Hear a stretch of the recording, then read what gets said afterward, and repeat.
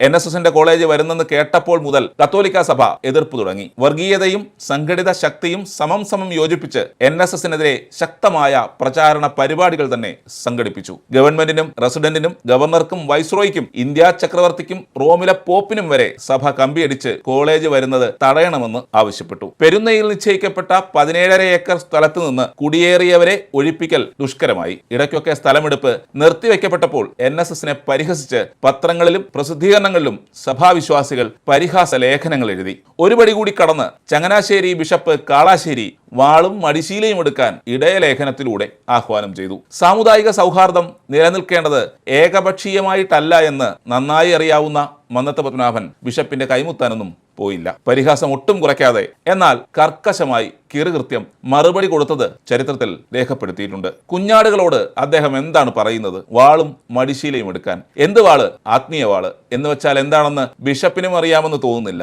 ആത്മീയ വാൾ കായംകുളം വാള് പോലെയാണോ? അതുപോലെ തന്നെ ആത്മീയ മടിശീലയും. എനിക്കൊരു രൂപവും കിട്ടുന്നില്ല. ബിഷപ്പ് ഒരു സന്യാസിയാണെന്നാണ് വൈപ്പ്. അങ്ങനെയുള്ള ആളാണ് വിവരം കുറഞ്ഞ അനുയായികളെ ആവേശം കൊള്ളിക്കാൻ വാളും മടിശീലയും എടുക്കാൻ പറയുന്നത്. ബിഷപ്പന്മാർ കട്ടിലിൽ ഇരിക്കേണ്ടതിന് പകരം എഴുന്നള്ളി ഇരുന്നപ്പോൾ മുതലാണ് രാജ്യത്ത് അസ്വാസ്ഥ്യങ്ങൾ ഉണ്ടായി തുടങ്ങിയതെന്ന് പിന്നീടൊരിക്കൽ മന്നം തുറന്നടിക്കുകയും ചെയ്തു.